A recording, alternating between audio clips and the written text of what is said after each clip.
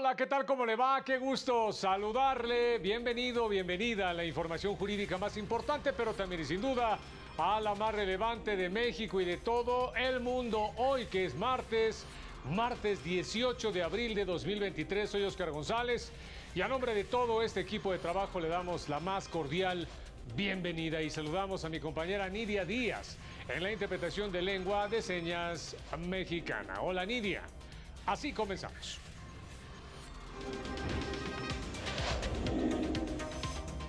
El Pleno de la Corte invalidó la transferencia de la Guardia Nacional a la Sedena. La primera sala de la Corte fijó reglas para resolver casos de sustracción internacional. La segunda sala resolverá recurso de reclamación contra la suspensión de la reforma electoral 2022. Proponen clasificar como violencia de género la discriminación laboral por embarazo. En verdad, qué gusto saludarle. Muchas gracias por acompañarnos. Vámonos con las noticias, información importante. El Pleno de la Suprema Corte avanzó en el estudio de la acción de inconstitucionalidad, en la que se impugnaron reformas a diversas leyes relacionadas con el mando de la Guardia Nacional. El Pleno de la Suprema Corte de Justicia declaró inconstitucional el traslado del control operativo y administrativo de la Guardia Nacional a la Secretaría de la Defensa Nacional. 8 ministros se pronunciaron por la invalidez de artículos de la reforma de 2022 a diversas disposiciones, entre ellas a la Ley Orgánica de la Administración Pública Federal, que trasladó el control de la institución civil a la institución militar. Es fundamental optar por un entendimiento estricto y diferenciado de la seguridad nacional y de la seguridad pública o seguridad ciudadana, con base en el cual las funciones de seguridad pública son de competencia exclusiva de las autoridades civiles. Me resulta difícil imaginar que una institución de carácter civil, en este caso la Secretaría de Seguridad y Protección Ciudadana, retenga la dirección de la Guardia Nacional si no posee el control operativo y administrativo. La transferencia que por vía legal y de manera permanente se hace de estas facultades es de hecho una readscripción y técnicamente un fraude a la Constitución. Es importante señalar que esta conclusión es válida aún considerando a la Sedena en su carácter de dependencia de la administración pública. Los 3 votos por la validez fueron de las ministras Yasmín Esquivel Moza y Loreta Ortiz Alf, así como del ministro Arturo Saldívar. La intención del legislador federal no fue la de retirar la adscripción de este cuerpo policial de la Secretaría del Ramo de Seguridad Pública, sino por el contrario, fortalecer su consolidación para el funcionamiento adecuado con el apoyo de las instituciones de la Defensa Nacional y de Marina.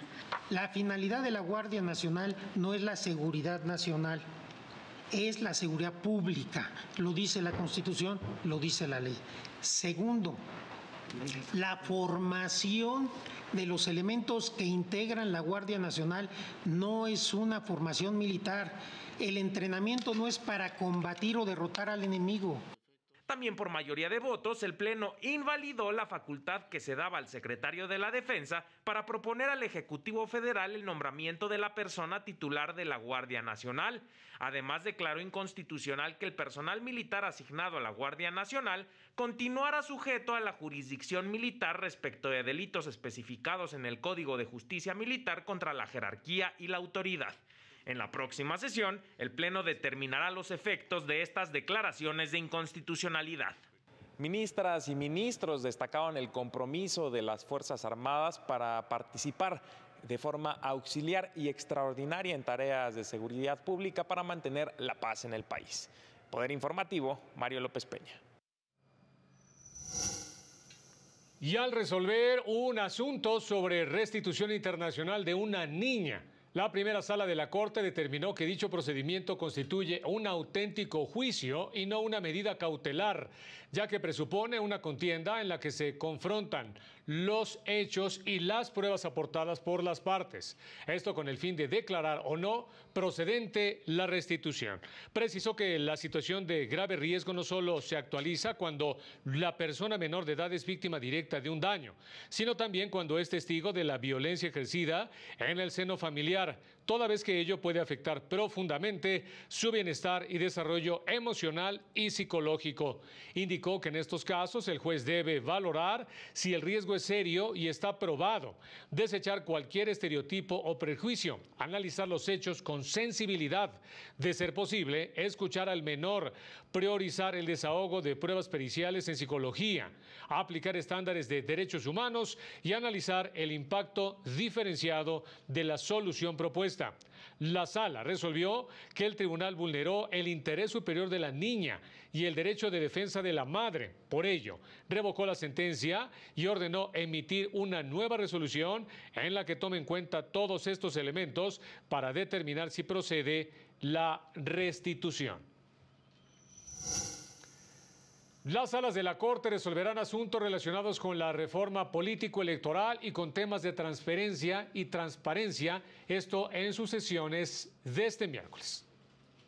De la lista de asuntos que resolverían las salas de la Corte en su sesión de este miércoles destacan, de la segunda sala, el recurso de reclamación promovido por el Ejecutivo Federal contra la suspensión que otorgó el ministro Alberto Pérez Dayán contra la reforma a diversas disposiciones de la Ley General de Comunicación Social y de la Ley General de Responsabilidades Administrativas, es decir, la primera parte de las reformas político-electorales mejor conocidas como Plan B. Dicha suspensión tiene el efecto de que las reformas no rijan en los procesos electorales en el Estado de México y Coahuila. De la primera sala, hay diversos recursos de revisión en materia de seguridad nacional en los que un particular pidió a la Secretaría de Salud la versión pública de todos los documentos que acrediten el pago con recursos públicos y negociaciones para la obtención de vacunas contra la COVID-19 en 2020 y 2021. En respuesta, la Secretaría declaró la reserva de los contratos. Ante esta respuesta, el INAI le ordenó entregar la información. Poder Informativo, Mario López Peña. El tercer tribunal colegiado en materia penal del segundo circuito determinó que la prohibición de otorgar los beneficios sustitutivos y la suspensión de la pena de prisión a los procesados por delitos de violencia de género previstos en los artículos 69 y 71 del Código Penal del Estado de México también aplica en los casos de violencia familiar. Dicha prohibición tiene como propósito evitar la reincidencia de este tipo de conductas debido a que se trata de una expresión de la existencia de relaciones asimétricas de poder, violencia, vulnerabilidad o bien de contextos de desigualdad estructural basados en el sexo, género o las preferencias u orientaciones sexuales de las personas. Asimismo, pues precisa que los beneficios sustitutivos no son un derecho del acusado, sino también una facultad potestativa del juzgador. En más información, comentarle que el magistrado Felipe de la Mata aseguró esta tarde que con sus sentencias el Tribunal Electoral ha protegido los derechos políticos de minorías y grupos en condiciones de vulnerabilidad. El magistrado de la Sala Superior del Tribunal Electoral del Poder Judicial de la Federación, Felipe de la Mata Pizaña, destacó los avances en materia de justicia electoral de los últimos años, al participar en el diplomado en sistemas normativos internos del Ilustre y Nacional Colegio de Abogados. Afirmó que al día de hoy los jueces resuelven sus casos con una nueva filosofía judicial, principalmente en la defensa de los grupos más vulnerables. O por el contrario, de un juez que primero identifique los principios, sean implícitos o explícitos, los dote de contenido y los haga valer en real. Y me parece que eso es justo lo que ha pasado en los últimos años en la justicia electoral. El magistrado del Tribunal Electoral recordó que la jurisprudencia de la Sala Superior ha avanzado en temas de actualidad, como lo son, por ejemplo, la equidad de género, el derecho de voto de las personas en prisión y la representación de comunidades indígenas en el Congreso. Todos los avances en violencia de género, todos, de verdad, no estoy exagerando, en violencia política de género, devienen de la jurisprudencia electoral. Punto. Después vinieron las reformas legales. De la Mata Pizaña celebró que con el paso del tiempo, el Tribunal Electoral del Poder Judicial de la Federación haya logrado ocuparse de los derechos humanos de las personas. Realidad, añadió, que se refleja en las sentencias.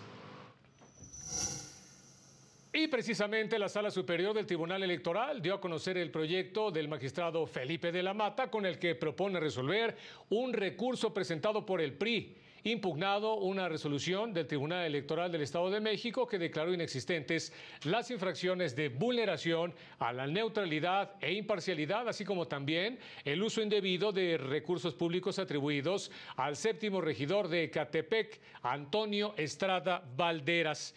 El proyecto propone revocar el fallo impugnado y ordena emitir una nueva resolución debidamente fundada y motivada, en la que analice de manera exhaustiva los medios probatorios del expediente. Recordó que los servidores públicos tienen prohibido acudir en días hábiles a actos proselitistas, restricción que violó el funcionario de Ecatepec al acudir en día hábil a un acto de precampaña de la ahora candidata de Morena a la gobernatura del Estado de México, Delfina Gómez.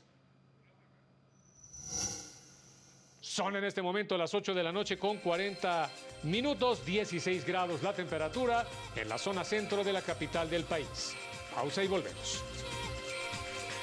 Al regresar, ya se podrá agendar cita para tramitar el pasaporte a través de redes sociales.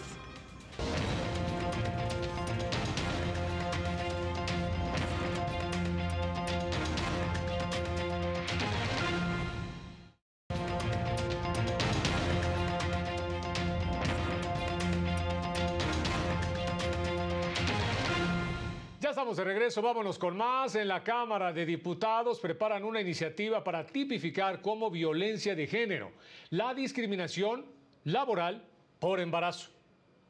Una de las formas más severas de discriminación contra la mujer es la que se ejerce en el ámbito laboral durante el embarazo. Así lo denunciaron diputadas al inaugurar un foro en el que lamentaron que persistan las violaciones a los derechos de las mujeres en etapa de gestación. Abarca otras conductas graves: hostigamiento laboral, negación de ascenso, reducción de salario, negación de permisos como el hasta de ir al baño o sentarse, cambios de condiciones laborales en perjuicio de la mujer embarazada, descuentos económicos por ejercer licencias médicas. La discriminación laboral por embarazo está tipificada como delito en el Código Penal Federal y pese a la normativa en la materia, muchas mujeres la viven, sobre todo aquellas que perciben bajos salarios. Y por más que se ha legislado a nivel federal, a niveles estatales, por más tesis de la Suprema Corte de Justicia de la Nación que se emiten, pues hay un desconocimiento total por parte de esas mujeres embarazadas de cuáles son los derechos y la forma de ejercitarlos. Por lo anterior, en la Cámara de Diputados, legisladoras presentaron una iniciativa para incluir la discriminación laboral por embarazo como violencia de género. El objetivo es concientizar y sancionar actos de discriminación laboral por embarazo que en muchas ocasiones suelen pasar desapercibidos. Poder Informativo, Laura Murillo. Fíjese que se dio a conocer que en la zona metropolitana del Valle de México anualmente se registran más de 33,000 delitos contra adolescentes. En México, jóvenes de entre 15 y 29 años son víctimas de homicidio en zonas de Naucalpan, Ecatepec e Iztapalapa. Cada año ocurren más de 33,000 delitos contra menores de edad, 13,000 homicidios y 95 feminicidios. Es particularmente en Naucalpan quien aporta una tendencia mayor de jóvenes víctimas y victimarios que se relaciona con la tasa anterior, con la tendencia anterior. Era Naucalpan quien arrastraba, digamos, hacia arriba la tasa de defunciones por homicidios. En un conversatorio de violencia criminal en la zona metropolitana del Valle de México, indicaron que más de 3,000 adolescentes tienen conflicto con la ley. 66,000 personas de entre 18 y 29 años se encuentran en prisión. Mencionaron que los delitos más frecuentes en estas zonas del país son tráfico de drogas, trata de personas, extorsiones y feminicidios. El tipo de conflictos distintos que pueden estar dando lugar a esas lesiones y a esos homicidios, tanto de víctimas como de victimarios, por parte de jóvenes y adolescentes. Poder Informativo, Rosy García. Y miren, en este contexto delictivo, el secretario de la Defensa Nacional, Luis Crescencio Sandoval, mostró la manera en que operan los laboratorios clandestinos para la producción de metanfetaminas y pastillas de fentanilo, principalmente ubicados en áreas rurales de difícil acceso en distintas entidades del país. Indicó que utilizan métodos rudimentarios que no requieren de mano de obra especializada. Agregó que en lo que va de abril se han desmantelado 32 laboratorios e incautado más de 10 toneladas de sustancias químicas, con lo que se evitó, dijo, la producción de 125 toneladas de metanfetaminas. La afectación que se calcula que se hizo a la delincuencia, más de 32.845 millones de pesos en lo que es el periodo, pero en lo que va de la administración, 1.3 billones de pesos. Y en otro rubro de la delincuencia, y de acuerdo con organizaciones de la sociedad civil, el sector más riesgoso para los defensores del medio ambiente es el minero. 82% incrementaron los ataques a personas defensoras del medio ambiente en México. 2022 ha sido el año más letal en la última década para el sector. En 72% del territorio nacional se registró por lo menos un ataque y en total se documentaron más de 582 agresiones, la mayoría en Oaxaca, Ciudad de México y Chihuahua, y 24 asesinatos de defensores en 2022. Guerrero es la entidad con el mayor número de agresiones letales, con 8. Por segundo año consecutivo, la minería es el sector más riesgoso para las personas defensoras de la tierra en México, reveló el informe anual del Centro Mexicano de Derecho Ambiental. ¿Quiénes son los perpetradores? 45%, sorprendentemente, de alguno de los 3 niveles de gobierno. Tenemos una impunidad en estos casos prácticamente del 100%. No hay investigación, no hay acusados, no hay nadie sentenciado. A ello se suma la desaparición de 2 activistas ambientales este 2023, Ricardo Lagunes y Antonio Díaz, en Colima desde el 15 de enero. Si la impunidad legitima la desaparición, si el corporativismo desaparece a nuestros activistas, ¿por qué no se defiende a los que nos defienden? En el acto que se llevó a cabo en el Centro de Derechos Humanos Miguel Agustín Pro Juárez, condenaron que el director Santiago Aguirre y María Luisa Rodríguez hayan sido espiados nuevamente durante 2022 con el software Pegasus adquirido por el gobierno federal. Poder Informativo, Lorena Sánchez Cabrera. Vámonos a otras cosas. Si usted tiene planeado salir próximamente del país, esta información le interesa. La Secretaría de Relaciones Exteriores implementó una línea de atención a través de WhatsApp para agilizar, dice, el trámite del pasaporte.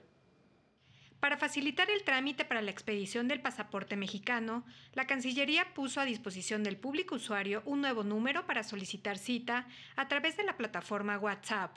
Esto va a cambiar rapidísimo. Entonces tenemos que estar en innovación todo el tiempo. Entonces, decirles, a partir de ya, el día de hoy, ya se explicó aquí, no voy a ser repetitivo, WhatsApp será una vía para poder agendar nuestras citas en todas las oficinas que tiene Relaciones Exteriores. El secretario de Relaciones Exteriores, Marcelo Ebrard, dijo que es una plataforma confiable y segura para que millones de usuarios puedan realizar su trámite en la comodidad de su celular. Vamos a hacerlo más rápido, vamos a hacerlo mejor y todos los días, abrir los ojos y pensar, ¿qué puedo hacer hoy para que México sea mejor? Poder Informativo, Rosy García. Pues ahí este tema. En tanto, hoy empresarios, ganaderos y simpatizantes presentaron en el Congreso de la capital del país una iniciativa para preservar las corridas de toros.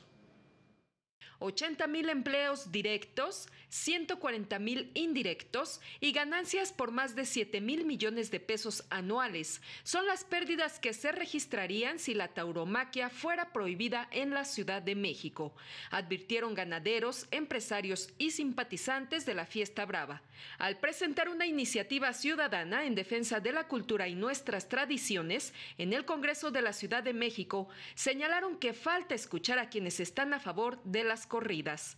Respetamos mucho a los que no están de acuerdo con este movimiento, pero también hay gente, y ahí están las 35,000 firmas para demostrarlo, que sí lo quieren, que se discuta, con respeto, pero que se lleguen a acuerdos y que respetemos lo que cada quien pensamos. Explicaron que el argumento del sufrimiento animal debe estar fundado científicamente, porque señalaron, al terminar con estos eventos se provocaría la extinción del toro de Lidia. Si se prohibieran las corridas de toros, se acabaría con esta raza que es única.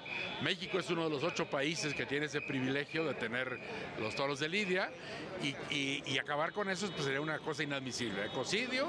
Desde junio de 2022, un juez otorgó una suspensión definitiva de actividades taurinas en la capital del país, en respuesta a un amparo presentado por organizaciones defensoras de los derechos de los animales. Poder Informativo, Citlali Pérez.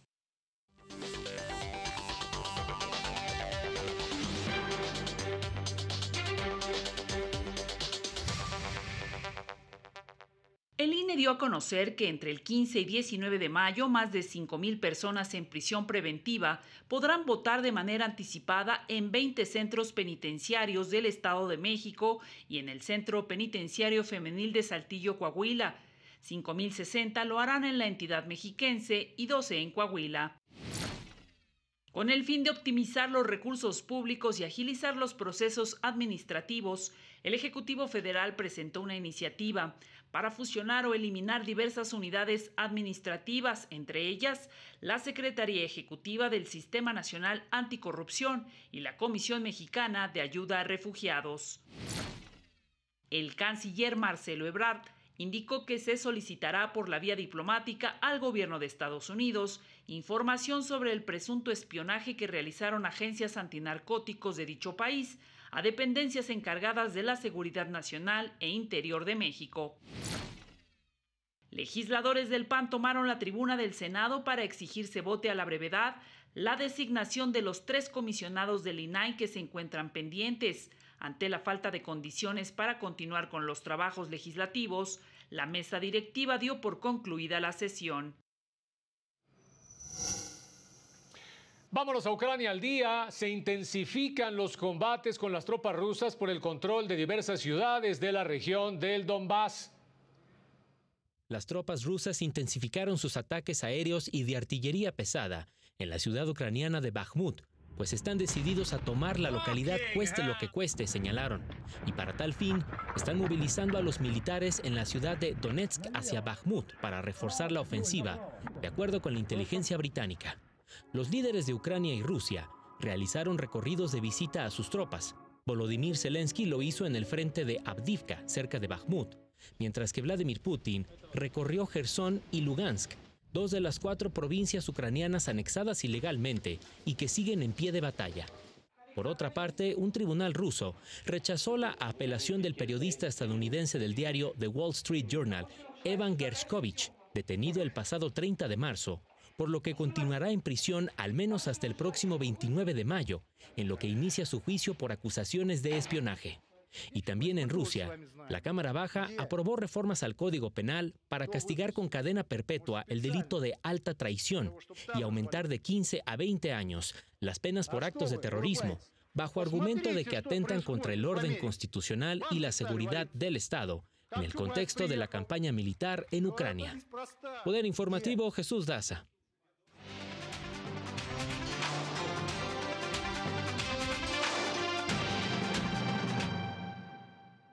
El ejército sudanés y el grupo militar FARC acordaron un cese al fuego de 24 horas para poder garantizar el paso seguro de los civiles y el desalojo de los heridos.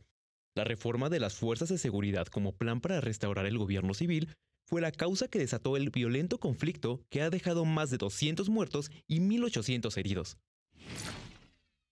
En comisiones de la Cámara de Diputados de Chile, inició la discusión de un nuevo proyecto de retiro de fondos de ahorros de pensiones. Se plantea realizar retiros entre el 10 y el 100% de los fondos, pero las consecuencias económicas, como una mayor inflación en el país, podría cancelar por 6ª vez dicho proyecto. La Corte Suprema de Estados Unidos analiza un caso sobre derechos religiosos donde Gerald Croft, un cartero cristiano, se niega a trabajar los domingos. En 2019 presentó una demanda por discriminación religiosa teniendo como base una ley federal de 1964. La Corte deberá emitir su decisión antes del 30 de junio. El presidente de Ecuador, Guillermo Lasso, prometió disolver el Congreso y convocar a elecciones anticipadas en lugar de permitir su destitución ante una acusación que él mismo afirma como falsa. La Constitución de la República del Ecuador permite tal decisión en un procedimiento descrito como muerte mutua. Se iniciarán las audiencias esta semana. Poder Informativo, Héctor García Mejía. La Corte Interamericana de Derechos Humanos notificó a Ecuador en la sentencia en la que determinó su responsabilidad internacional. Esto por la violación a los derechos al debido proceso, a la independencia judicial, a los derechos políticos, al trabajo y a la protección judicial en perjuicio de Carlos Julio Aguinaga Ayllón. Esto tras una resolución del Congreso Nacional. Aguinaga Ayllón fue cesado como vocal del Tribunal Supremo Electoral, al igual que los integrantes del Tribunal Constitucional. Además, impidió a los jueces de instancia conocer acciones de amparo contra estas medidas. Por unanimidad, la Corte dispuso que 6. Esta sentencia constituye por sí misma una forma de reparación. 7. El Estado realizará en el plazo de 6 meses a partir de la notificación de esta sentencia las publicaciones indicadas en el párrafo 121 de la misma. La Corte Interamericana consideró que el cese de la víctima fue arbitrario y afectó varios derechos, además de que se vulneró la independencia de los tribunales electorales y el ejercicio efectivo de la democracia representativa.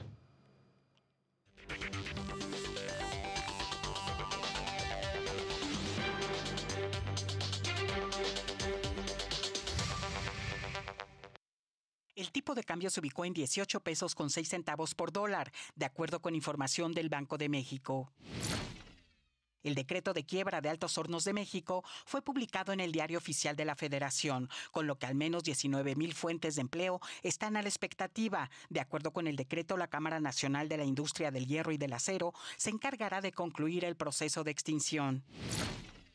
En marzo, la economía del país creció 0.1% en comparación con el mes previo, de acuerdo con el indicador oportuno de la actividad económica del INEGI, que permite conocer el desempeño económico con anticipación. A tasa anual, la economía habría crecido 3.8% frente a marzo de 2022, su avance número 25 ininterrumpido. 28.9% de los hogares tiene gastos mayores a sus ingresos, según una encuesta del Banco de México. En el 2021, 14.8% de las familias tuvo gastos un poco mayores que su ingreso, mientras que en el 14.1% las erogaciones fueron mucho mayores, dato ligeramente mayor al observado al inicio de la pandemia. Destaca que 32.8% pidió prestado a familiares y amigos y 16.5% usó ahorros en efectivo. Y solo 9.4% solicitó crédito. Poder Informativo, Lilian Moreno. Informarle que Pablo González Casanova, ex rector de la UNAM, falleció hoy a los 101 años de edad. A lo largo de su trayectoria se destacó como investigador en temas sobre democracia en México, reconocimiento de las autonomías y también sobre derechos humanos. Fundó los colegios de ciencias y humanidades, creó el sistema de universidad abierta y la Academia de Investigación Científica. Fue presidente de la Asociación Latinoamericana de Sociología y estuvo al frente del Centro de Investigaciones Interdisciplinarias en Ciencias y Humanidades entre los años de 1986 y 1994. A casi 4 años de su deceso, el Congreso de la Ciudad de México rindió homenaje al cronista urbano Armando Ramírez. ¿Qué tanto es tantitito? Frase del cronista, novelista y periodista mexicano Armando Ramírez, quien describió para el mundo la vida en el metro de la Ciudad de México, transporte que diariamente ve pasar por sus pasillos y vagones a 5 millones de personas y al que el escritor consideró el más imponente y barato del mundo. ¡Qué bonito es lo bonito! El Congreso de la Ciudad de México rindió homenaje al cronista, dando a conocer otra de sus facetas, su obra pictográfica. Su curiosidad lo llevó a salir a la calle, a caminar para encontrar su mirada, para encontrar a sus amigos, a sus hermanos, a sus compañeros de lucha, de ideas, a forjarse un porvenir, porque para nadie es un secreto que Armando Ramírez pues empezó desde los extractos sociales más humildes, más sencillos de la ciudad y que pudo salir adelante por su trabajo y por su voluntad. Nació en la Ciudad de México en 1952. Se formó en el Instituto Politécnico Nacional y vivió en uno de los barrios más tradicionales de la capital, Tepito. Fue el primer escritor mexicano en vender 1 millón de ejemplares del libro Chin Chin el Teporocho, el cual fue llevado a la pantalla grande en 1975. Fue autor de obras como Noche de Califas, La Casa de los Ajolotes, Tepito y, por supuesto, Metronautas. Poder Informativo, Citlali Pérez. Y ya nos vamos, como siempre, muchas gracias por haber estado con nosotros. Manténgase pendiente de esta señal. Soy Oscar González. Muy buenas noches.